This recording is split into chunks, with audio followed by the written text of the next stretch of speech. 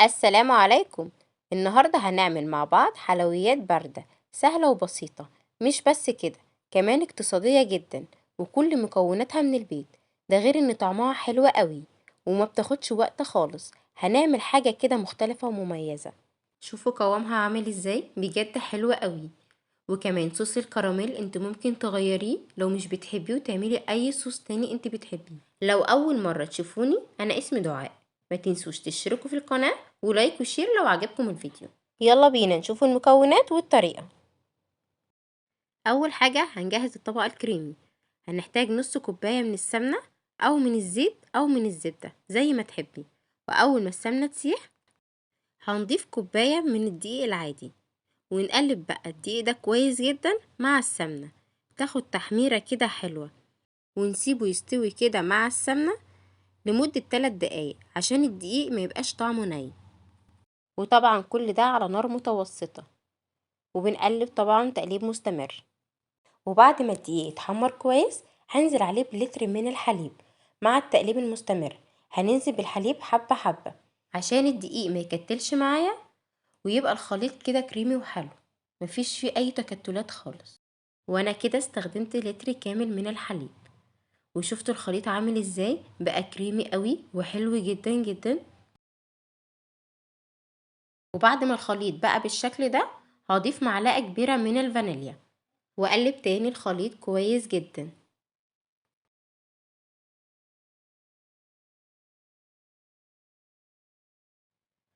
ودلوقتي هنضيف نص كوباية من السكر، والسكر ده نسبي، يعني ممكن يزيد او يقل على حسب رغبتك. ونقلب بقى كل الخليط ده كويس لحد ما نتأكد ان السكر داب. وهو ده الشكل اللي احنا عاوزينه في الاخر. شوفوا القوام ناعم ازاي، والقوام لا هو تقيل قوي ولا هو خفيف قوي. لو حسيتيه معاكي ان هو اتقل من كده ممكن تخففيه بشوية لبن. بس هو شوفوا القوام لازم يبقى كده علشان يديكي طبقة كريمي كده وحلوة، لانه لما هيبرد هيتقل عن كده. هنزل كل الخليط ده في صينية، وممكن تختاري مقاس الصينية اللي انتي عاوزاه. لو حبيتي ان السمك ده يبقى صغير، يعني السمك قليل، اختاري صينية كبيرة شوية. لو حبيتي ان السمك يبقى اتخن شوية هتستخدمي طبعا صينية اصغر. فانا استخدمت صينية وسط، مش كبيرة قوي ومش صغيرة قوي. وههز الصينية كده عشان بس الخليط يبقى كله متساوي. شوفي الخليط سايح ازاي، شوية كده اول ما هيبرد هيجمد. وهو ده السمك اللي انا عاوزاه. لو انتي حبيتي تزودي السمك ده او تقلليه كله براحتك، في ايدك انك تتحكمي فيه. وهنسيب بقى الخليط ده ساعة لحد ما يبرد. هسيبه بره التلاجة، مش هدخله التلاجة دلوقتي، لحد ما نجهز الطبقة التانية اللي هي طبقة الكراميل. هنجيب بقى كوبايتين الا ربع من المية، وهحط عليهم معلقتين كبار من النشا، وهقلبهم كويس جدا. وهسيبهم بقى في جنب، وهقول لكم هنعمل بيهم ايه دلوقتي. ويلا بينا نعمل الكراميل. هنجيب كوباية من السكر العادي وهنحطهم في حلة على نار متوسطة، ولازم نتابعه ونحاول نقلبه كل شوية علشان ما يتحرقش مننا.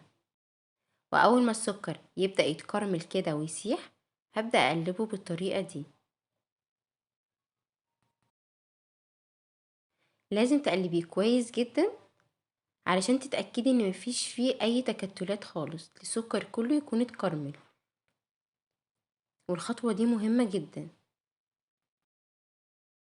كل المقادير هسيبها لكم بالتفصيل في صندوق الوصف. يلا اعملي لايك واشتراك في القناة عشان يوصلك كل جديد. وخدي بالك للكراميل يتحرق، احنا عاوزينه كراميل لونه فاتح. وده شكله بعد ما خلاص السكر كله اتكرمل. هنزل عليه بقى بالمية والنشا اللي احنا عاملينهم.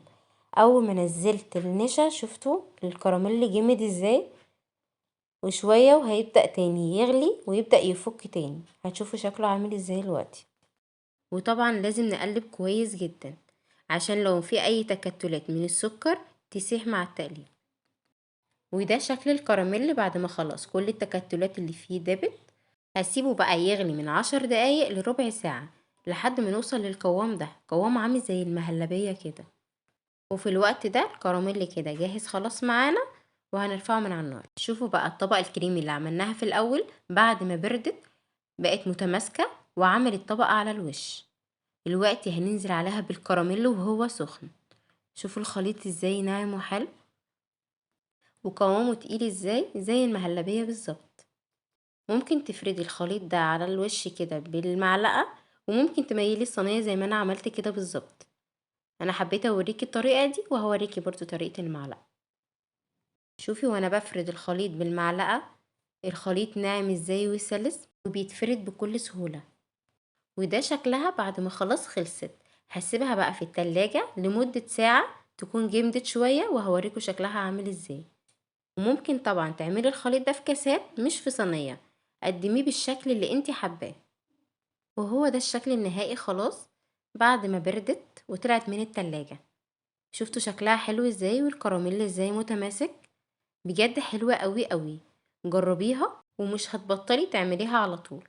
شوفي شكلها عامل ازاي، بجد حلوة جدا جدا، وقوامها بجد تحفة، وطعمها خطير مش هتتخيليه. جربيها وقوليلي رأيك ايه في الكومنتات. تحلية سهلة وبسيطة، لو ما عندكيش اي مقادير في البيت وعندك شوية حليب تقدري تقومي تعمليها بسرعة ومش هتاخد منك وقت، وطعمها بجد تحفة ويجنن. وبكده تكون وصفتنا النهاردة خلصت. اتمنى من كل قلبي انها تكون عجبتكم. يلا دوس لايك وشير، وهستنى رأيكم في الكومنتات.